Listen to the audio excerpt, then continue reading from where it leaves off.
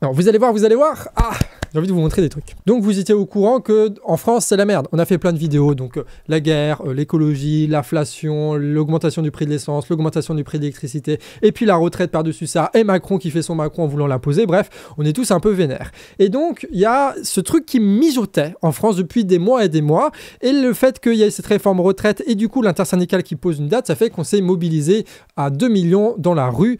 Donc c'était assez historique, c'était assez fort quand même. Et nous, on a fait un petit reportage à Paris pour montrer que ça bouge. Donc on est au courant, ça bouge, l'intersyndicale peut mobiliser et ils veulent encore mobiliser pour le 31. D'ailleurs, tout ce que vous voyez ici, là, c'est une carte qui a été recensée par le nombre jaune. C'est toutes les manifestations prévues par l'intersyndicale et peut-être qu'il y en a encore d'autres qui n'ont pas été référencées pour le 31. Donc tous les points bleus que vous voyez, c'est juste colossal. Et en plus de ça, ils continuent. Donc là, en ce moment, ils sont en train de faire, donc ce soir là où je vous parle et aussi samedi, ça dépend les villes, ça dépend les régions, ils sont en train d'organiser des marches au flambeau. Donc en gros, ça a été fait à Saint-Brieuc, donc il y a 3 ans. Et donc là, vous voyez un peu à Paris, il y a eu ça aussi qui est en train de se passer. Mais il n'y a pas que eux, il y a aussi les syndicats. Et quand je dis les syndicats, c'est pas genre la confédération de la CGT avec toutes les fédérations de tous les métiers confondus, c'est juste une fédération sur, par exemple, la CGT Énergie, ou encore plus précisément la CGT Énergie Marseille, qui décide par exemple de passer en tarif réduit tous les boulangers ou encore de rendre gratuit l'électricité pour les hôpitaux ou les universités. Et là, ça commence à devenir un petit peu intéressant parce que c'est des actions menées juste par les travailleurs qui votent en assemblée générale et qui font des actions illégales mais justes et légitimes, c'est ce qu'ils disent, incroyable, trop fort de dire ça, en dehors de tout contrôle de bureaucratie, en dehors de tout contrôle de l'intersyndicale, en dehors de toute influence de la CFDT. Et ça fait plaisir, ça montre que même si on peut être critique et qu'on doit être critique et conscient des limites de l'intersyndicale, en vrai, les syndicats, ils font un peu plaisir, tu vois. Et tu vois, la CGT qui dit l'augmentation des prix de l'énergie, c'est que de la spéculation, donc on va diviser par 2 le coût de l'électricité pour les boulangers. Je trouve ça très fort parce que du coup, on arrive, et les syndiqués, et les petits patrons boulangers, ils arrivent sur le même bateau pour mener le même front commun contre les mêmes qui nous dirigent, qui ont privatisé l'électricité, qui font que EDF c'est de la merde et qui vendent l'électricité super chère, et les boulangers qui sont obligés de payer la facture derrière. Ils arrivent à faire des unions avec des gens qui d'habitude se détestent. Tu vois, les petits patrons, les syndicalistes d'habitude ils se détestent, et là ils arrivent à faire des choses ensemble. C'est la preuve que quelque chose se passe, qu'on est en train de changer les lignes. Mais ça, vous le saviez déjà. D'ailleurs, là, cette petite idée qu'on a partagée de Lyon révolté, si la CGT Énergie pouvait couper le courant de BFM pendant les manifestations. Voilà, petite idée, voilà, si les manifestations sont un peu plus nombreuses, si la pression monte, ça peut être pas mal de juste leur couper le courant. D'ailleurs, tu as ce type-là, on va fermer la parenthèse là-dessus, Cédric Liacci, qui parle pendant 17 minutes et qui explique un petit peu, genre, les prix qui sont 10 fois trop élevés par rapport à la normale et quelle est la stratégie à adopter. Et quand tu écoutes ce gars-là, tout ce que tu peux reprocher à l'intersyndicale, tu peux pas l'appliquer à la CGT Énergie, tu vois. Et là, tu te rends compte que c'est un peu plus complexe que ça et qu'il y a des camarades sur lesquels on peut compter à la CGT, d'autres pas du tout, mais sur lesquels on peut compter et qu'il faut soutenir impérativement. Mais il n'y a pas que la CGT Énergie, tu as aussi des grèves qui ont été lancées là, aujourd'hui, là. Donc, Cerveau non disponible qui en parle sur sa page Facebook. C'est au niveau des centrales électriques, au niveau des raffineries, au niveau des ports. Donc là, en gros, ils sont en train de bloquer la circulation pour les gros camions pour bloquer en fait le site. Et faire grève, tout simplement, faire grève, faire des blocages. On peut donc arrêter de parler de l'intersyndicale parce que ce n'est plus le seul acteur du mouvement social. Maintenant, tu as l'intersyndicale et tu as aussi les syndicats de branches professionnelles bien des terres qui sont en train de se mobiliser. Mais tu as aussi les étudiants qui sont en train d'occuper en ce moment les facs. Donc là, on a le point levé de Toulouse qui parle d'une assemblée générale de 300 personnes où ils ont pu discuter politique et prendre des décisions. Ici, nous sommes à Lyon. Ils ont fait une petite vidéo pour dire que, en gros, ils occupent ça et qu'ils sont contre la réforme retraite et qu'ils vont continuer à occuper et qu'ils vont continuer à politiser énormément. Donc des étudiants qui sont normalement en train d'écouter des profs un peu moribonds dans des amphithéâtres mal chauffés se retrouvent aujourd'hui à parler non-stop de politique et de s'organiser non-stop en politique. Alors ça ne veut pas dire que tout ce qu'ils vont faire, ça va être bien. Mais en tout cas, ça veut dire que ça passe une étape. Ça passe une étape de politisation. Les grèves menées par l'intersyndicale ont pu déclencher ça chez les étudiants. À Paris 8, ils ont fait un communiqué qui est un peu plus intéressant parce qu'il détaille un petit peu plus de comment ils ont fait ça. Donc ça démarre avec la manifestation de jeudi dernier. Et du coup, ils sont pas contents par rapport à la loi retraite. Ils ont plusieurs lois sur machin anti-squat et tout. Et surtout, la plateforme Trouve ton master et Parcoursup. Parce qu'en ce moment, les étudiants et les lycéens, ils sont en train de se bouffer la privatisation. la privatisation de l'école, pour faire en sorte de casser les écoles publiques, donc de favoriser l'enseignement privé, donc de favoriser les crédits qui vont avec, et du coup, tu vas avoir des milliards et des milliards que les actionnaires, que les banquiers, que les financiers, que des entrepreneurs vont pouvoir capter, qui avant n'étaient réservés à l'école publique, comme avec la retraite aujourd'hui, qui pousse à avoir des retraites supplémentaires, financées par l'État en plus, comme on va le voir dans une prochaine vidéo, qui fait que, bon, bah voilà, ils veulent privatiser aussi nos retraites, ils veulent privatiser aussi nos hôpitaux, ils veulent privatiser aussi notre éducation. Les lycéens et les étudiants, les syndicats lycéens et étudiants ont appelé à bloquer et les lycées et les facultés le 30 et 31, donc à partir de lundi. Là, il y a une vidéo de Strasbourg aussi, alors, qui sont en train là de bloquer aussi l'université. Et donc, eux, ils font une assemblée, même si c'est dehors comme ça, pour décider quoi faire. Est-ce que oui ou non, on vote le blocus, on donne la parole aux gens, que les gens, ils se partagent un peu leurs idées, et puis ils votent des actions. Et peut-être même qu'ils ont voté un comité qui fait qu'ils vont organiser un peu les actions à venir. Donc, ça se passe comme ça, hein. C'est souvent un petit peu, surtout au tout début. Tu sais, t'as pas grand monde, c'est un peu lame, il fait froid, il est tôt le matin, tout le monde a un peu la gueule dans le pâté, tu vois. Mais bon, bah, globalement, c'est ça le début, hein. C'est toujours ça le début. Là, le mouvement étudiant et lycéen, en plus, il n'est pas ultra développé, tu vois, parce que évidemment, c'est le début, que c'est toujours un peu long, qu'il faut convaincre, etc. Mais en tout cas, ce qui est sûr, c'est que dans quasiment toutes les universités, tu as des gens suffisamment déter pour bloquer, donc pour imposer la conversation, et petit à petit, par la conversation, par les arguments, et parce que l'ambiance électrique va venir, et bah, tu vas avoir de plus en plus de gens qui vont être convaincus, tu vas avoir de plus en plus de gens qui vont vouloir y aller, et du coup, bah, ça va se remplir. Au début, c'est toujours pareil, hein. À Rennes 2, t'as personne au début, puis après, t'as une foule immense qui vote en AG pour faire des actions, quoi. Donc, ça veut dire quoi? Ça veut dire que le mouvement social, il y a une semaine, c'était que l'intersyndical qui le représentait parce qu'il n'y a que eux qui bougeaient. Sauf que maintenant, il n'y a plus que eux qui bougent. Tu as aussi les syndicats professionnels qui bougent, tu as aussi les étudiants, et il y a une espèce de mobilisation populaire en dehors des syndicats et en dehors des jeunes qui sont en train d'être mis en place. Et ça, encore une fois, ça, c'est ce qu'on attendait. Et c'est en train d'arriver. On va donner un exemple. Moi, j'ai parlé aujourd'hui avec un des organisateurs de cet événement. C'est l'Action nationale contre le gasoil. Sous-entendu, l'augmentation des prix du gasoil. Évidemment, c'est pas contre le gasoil. C'est organisé par un groupement d'entreprises de transport de marchandises. Donc, c'est des petites entreprises, petites et moyennes entreprises, qui se font littéralement, détruire. Enfin, ils vont fermer boutique, quoi, à cause de l'augmentation des prix de l'essence. Et notamment du diesel qui va continuer encore avec l'embargo qui va arriver le 5 février. En plus de ça, tu as des problèmes parce que tu as des cotisations ou des impôts ou des taxes qui se rajoutent au niveau de l'Union européenne aussi parce que en fait, ils veulent casser toutes ces petites TPE-là pour que ce soit des grosses entreprises qui prennent la place ou alors que ce soit des pays qui sont plus à l'Est et qui ont donc des salaires minables qui permettent à des grosses entreprises de faire beaucoup plus de bénéfices qu'en payant des chauffeurs français. Je vous la fais courte, en gros, c'est ça. On en parlera plus en détail et on lui donnera la parole à l'avenir. Mais eux, en fait, ils sont dans une telle situation que s'ils ne bougent pas maintenant, dans 3 mois, ils ferment. Ça rappelle un peu les boulangers, cette histoire. Et à peu près tous ceux qui consomment de l'électricité et qui sont des professionnels. Et du coup, ce qu'ils se disent, c'est que, ok, bah vas-y, on y va. Eux, ils avaient déjà besoin un peu de défendre leur intérêt d'entreprise. Donc c'est pour ça qu'ils ont fait ce groupement. Et ils utilisent aujourd'hui ce groupement pour lancer un énorme événement dont l'objectif, c'est de ramener des camions et de bloquer le pays, en fait. C'est ça. Ou alors de bloquer un secteur, de bloquer Paris. Mais en gros, d'y aller franchement et dur, parce que de toute façon, s'ils le font pas, ils vont couler, donc ils vont le faire. Et que si ça pouvait pas prendre plus de 2-3 jours, ce sera pas mal, parce que comme ça, ils pourraient retourner bosser, parce qu'à un moment donné, il faut payer les factures. Donc ils sont dans cette mentalité-là. Et le fait qu'on est tous en train de subir la même crise économique, donc ça veut dire qu'on est tous dans le même bateau, fait qu'on agit tous en même temps et qu'il y a peut-être moyen de se rencontrer, de se parler, de se connaître, pour pouvoir se solidariser, pour faire en sorte que, quitte à être dans le même bateau, autant aller dans la même direction. Et que, le problème de l'augmentation du prix de l'essence, de l'augmentation du prix de l'électricité, de l'inflation en général, ou alors de la réforme retraite, ou alors même de l'écologie et tout ça, ça va dans la même direction, hein. La cause, elle est la même. C'est le fait que nous, on ne soit pas au pouvoir, et que ceux qui sont au pouvoir aujourd'hui, c'est ceux qui servent les intérêts constamment des milliardaires. C'est ça le problème. Donc, tous, on commence à se mobiliser sur des revendications qui nous touchent directement, les retraites, les machins, les trucs. Mais l'objectif, c'est qu'on aille tous dans la même direction. Mais la première étape, c'est le fait que ça se bouge. Donc, eux, ils organisent une action le 2 février à partir de 6h et on vous donnera évidemment toutes les informations à suivre par rapport à ce mouvement-là ou voir si on a d'autres qui se forment aussi à peu près similaires. Mais il n'y a pas que ça, il y a aussi par exemple à Rouen, un drôle d'événement qui a popé aussi, qui appelle au niveau de la région d'être tous à Rouen sur l'hôtel de ville pour lutter contre le 49.3, la nourriture, le chômage, l'eau, le salaire, la retraite, etc.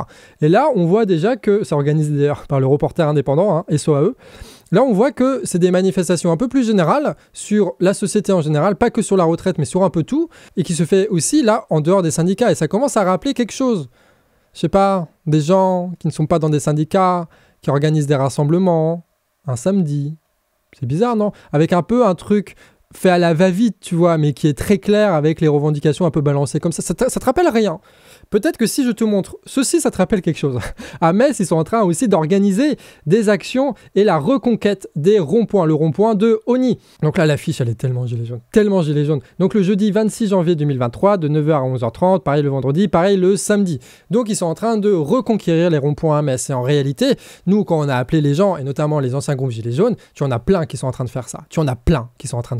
Les gilets jaunes sont en train de revenir. Ça ne veut pas dire qu'on va avoir la même chose que le 17 novembre 2018. Ça veut juste dire que tu vas avoir des gens avec une autre culture, d'autres revendications, machin, que les syndicats, que les routiers, que les étudiants, et qui vont venir, et qui vont dire ce qu'ils ont à dire, et qui vont rassembler des gens, et qui vont mener des actions, et que ça va foutre un gros bordel, puisqu'on est tous un peu déter à faire des choses. Et ça, encore une fois, c'est magique. Surtout que les gilets jaunes, t'y vas, et tu peux participer directement à l'organisation technique de distribuer les tracts, de faire les tracts, de s'occuper de la bouffe, de s'occuper de l'animation, de s'occuper de la manifestation, etc. Ce qui est beaucoup plus dur avec les syndicats. Beaucoup plus dur quand les syndicats organisent des choses, d'avoir la responsabilité de faire. Eux, en général, ils délèguent assez peu. Alors que les gilets jaunes, ils font que déléguer en permanence. Parfois trop même, mais en tout cas, ils font déléguer. Et on retrouve pareil à Nîmes, par exemple. À Nîmes, ils font un rassemblement près de la préfecture contre la vie chère avec cette photo, mais...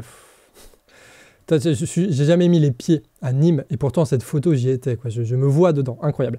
Et tu as aussi à Belfort une rencontre de gilets jaunes qui se fait donc au rond-point des gilets jaunes historiques et c'est à 16h, 13h30, je vous mets tout en description évidemment. T'as même des affiches horribles, genre là à Lille, alors je suis désolé, hein, c'est incroyable de faire ce genre de manifestation, il faut les faire parce que c'est des gens qui sont tout seuls, qui se disent tiens je veux un rassemblement donc je prends l'initiative de faire des affiches, de faire un événement, de parler avec les gens, etc. C'est incroyable, c'est véritablement, il n'y a pas plus politique que d'organiser des manifestations à partir de rien et je vous encourage tous à faire ça dans votre ville, à lancer des événements pour voir qui va choper la perche, qui vous allez rencontrer, comment vous allez vous organiser, les connards que vous allez rencontrer, les super potes que vous allez rencontrer avec qui vous pourrez faire énormément de choses. C'est vraiment une aventure humaine incroyable de faire ça, il faut du courage pour faire ça et le gars il l'a fait mais son affiche elle est moche. Son affiche elle est terriblement moche. Regardez, samedi 28 janvier 2023, ensemble manifestons et disons stop à l'inflation et aux retraites. Et ça encore c'est pas un syndicat. Ça, c'est un ancien gilet jaune, comme le montrent ces gilets jaunes. Et pour essayer de rassembler large, il a mis des gilets jaunes de plein de couleurs comme ça. C'est à 14h, place de la République à Lille. Mais si je dis ça, c'est parce qu'en fait, ce type-là, sûrement, il a fait ça un peu à l'arrache et c'est pas son boulot. Et il y a énormément de gens en France qui ne savent pas faire des affiches parce que c'est pas nécessaire qu'on sache tous faire des affiches, tu vois. C'est normal qu'on sache pas tous faire des affiches. Mais en gros, il a fait ça pour se dire, ok, je vais rencontrer des gens. Et ça se trouve, il va rencontrer 3, 4, 10, 20 personnes qui vont venir à son truc, ou peut-être 200, ou peut-être 400, ou peut-être 1000 qui vont venir à son truc. Et à ce moment-là, ils vont se dire, ok, donc moi j'ai fait ça, on est tous ensemble, maintenant on a un collectif, est-ce que quelqu'un veut s'occuper des affiches? Et parmi les 100, 200, 1000 personnes qui vont être là, tu vas bien avoir un Gugus qui sait faire des affiches. Et du coup, la prochaine manifestation qu'ils vont organiser ensemble en tant que collectif, eh ben, c'est une affiche qui est stylé, parce que tu auras un gars qui est stylé avec ça. Et parmi tout ce tas, tu vas avoir aussi, par exemple, des anciens cuisiniers cuistots qui vont pouvoir faire de la bonne bouffe en masse pour tout le monde sur les ronds-points. Et puis, tu vas avoir quelqu'un un peu grande gueule qui accepte de balancer des annonces comme ça sur les ronds-points ou des annonces dans les manifestations. Tu vas avoir des théâtreux qui vont accepter de faire des petites scènes. Tu vas avoir des gens qui arrivent bien à parler aux autres, qui vont aller dans les manifestations, donner des tracts, sympathiser. Tu vas avoir des gens, par exemple, qui vont être capables d'organiser les choses et proposer un peu une constitution pour leur groupe, etc., etc. Enfin, je veux dire, dès que tu te lances dans des actions collectives comme ça, tous les défauts que toi tu as, toutes les incapacités que toi tu as, c'est comblé par les autres. Et ça, c'est trop beau.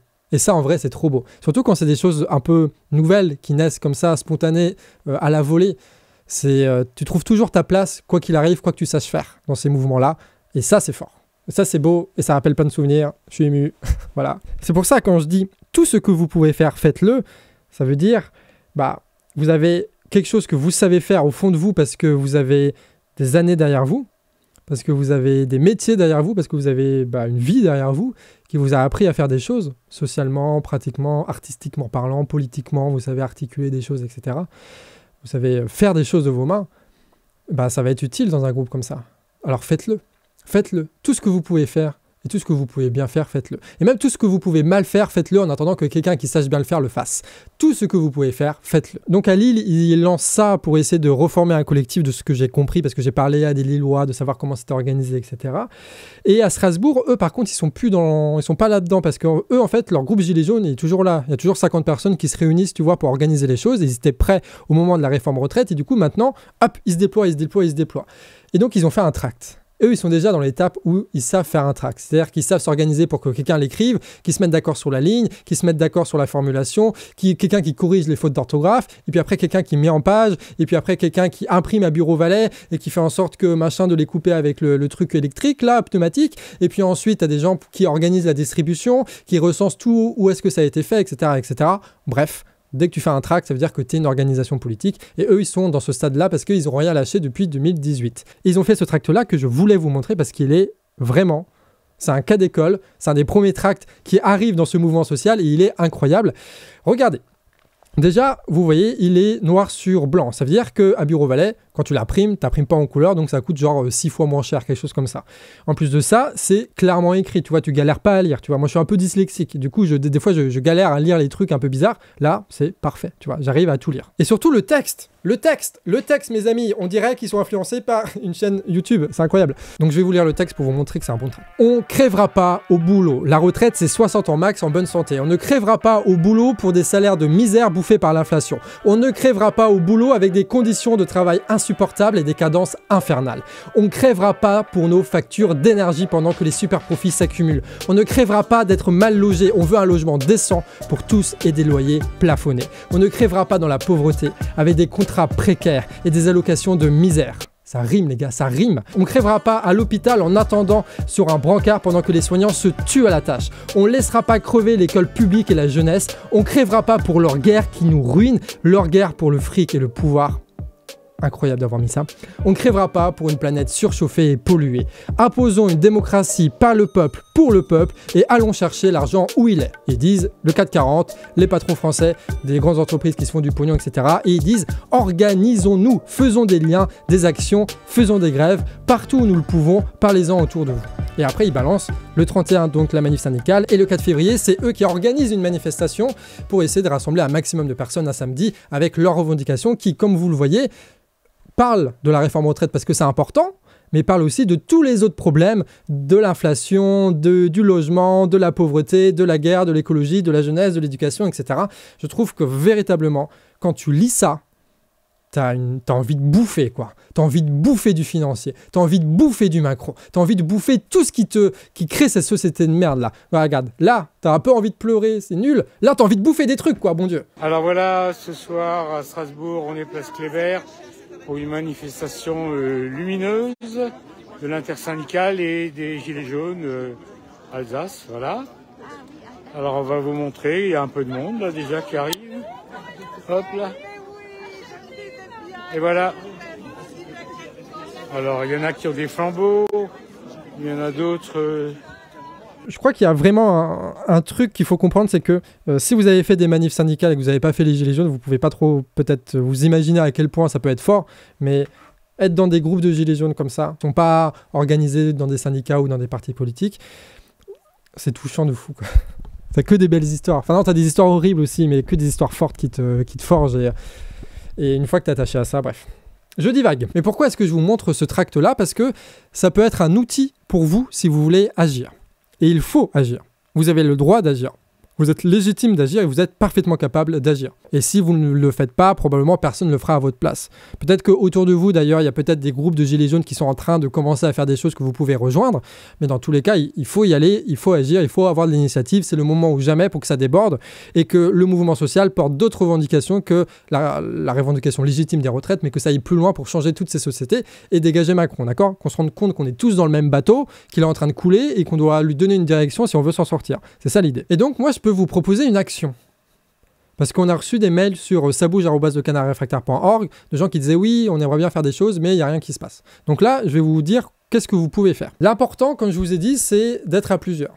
Parce qu'au moment où vous êtes à plusieurs, vous avez confiance. Au moment où vous êtes à plusieurs, vous vous dites, on peut organiser des choses, on peut discuter avec des choses, c'est plus facile de le planifier, on se partage le travail et on a moins de coups de déprime parce que si on est un peu déprimé, bah, t'as l'autre qui va compenser et tout ça. Bon, bref, le collectif, vous connaissez. Donc, l'important, c'est de rencontrer des gens. Et comment on rencontre des gens? Bah, Facebook, c'est très bien pour ça. Moi, ce que je vous propose, c'est de créer un événement pour le 31 et dire, à la fin de la manifestation, on organise une assemblée générale. À la fin de la manifestation syndicale, on organise une assemblée générale. Au lieu où se termine la manifestation, on organise une assemblée. Une assemblée, c'est quoi? C'est des gens qui se regroupent pour parler, qui prennent la parole et qui prennent des décisions pour des actions à venir. On va détailler un petit peu plus tard, mais en gros, c'est ça une assemblée générale. Avec cet événement-là, vous le partagez dans tous les groupes Facebook du coin. Alors, tous les groupes Gilets jaunes du coin, tous les groupes insoumis du coin, tous les groupes en colère du coin, tous les groupes même de tourisme du coin, je ne sais pas, tous les groupes qui comportent le nom de votre ville, vous mettez ce truc-là. Et vous essayez de trouver 1, 2, 3, 4 personnes qui seraient capables peut-être de vous aider à vous organiser. Et faites des groupes de conversation Facebook. Ce que vous pouvez faire ensuite, une fois que tu as trouvé une personne ou deux, même si tu n'en as pas trouvé, tu prends le tract là qu'on a vu, donc le tract des Strasbourgeois, tu reprends exactement le même texte parce qu'il est incroyable, tu changes juste le petit truc en bas à droite et là tu remets du noir et tu réécris genre Assemblée Générale, le nom de ta ville, la date, l'heure et la place, quoi. Comme ça, tu as un tract qui va pouvoir inviter les gens à venir à ton assemblée générale. Et ce que tu fais, c'est que tu en imprimes en masse et tu viens en distribuer, par exemple, samedi. Parce que samedi, il y a de très fortes chances qu'il y ait des actions syndicales samedi près de chez toi parce que le truc de flambeau dont on a parlé qui a lieu aujourd'hui, ça a aussi lieu samedi. C'est bien de faire des marches en flambeau parce qu'il y a un peu un impact médiatique, parce que ça permet de faire des manifestations en dehors des heures de travail. Mais en vrai, bon, c'est juste on marche, quoi. Voilà, c'est juste on marche, c'est pas incroyable. Mais par contre, tu peux l'utiliser pour aller voir les gens. Aller voir les gens avec ton tract et tu vas au culot, quoi. Tu te motives, tu vas au culot, même si tu as un peu de stress au début, tu vas au culot et tu dis, bah voilà, on organise une assemblée générale bientôt, donc ça va être après la manifestation du 31, est-ce que ça t'intéresse? Tu donnes ton tract, tu discutes, si le gars est intéressé, si la meuf est intéressée, tu prends son contact, tu l'ajoutes à la conversation Messenger, tu l'ajoutes à la boucle Telegram. Et comme ça, tu vas au culot pour retrouver 1, 2, 3, 4 personnes qui vont pouvoir t'aider à organiser l'assemblée générale le 31. Et pareil, le 31, tu circules partout avec tes mêmes tracts que tu as piqués aux Strasbourgeois en disant il y a une assemblée générale, il y a une assemblée générale. Tu passes vraiment. En plus, c'est trop bien de faire une manifestation comme ça, c'est fatigant à en crever, mais c'est trop bien, tu rencontres des gens en disant il y a une assemblée générale, machin, tu continues à prendre des contacts, tu avertis qu'à la fin, il y aura une assemblée générale. Et à la fin de la manifestation, eh ben, tu prends la parole.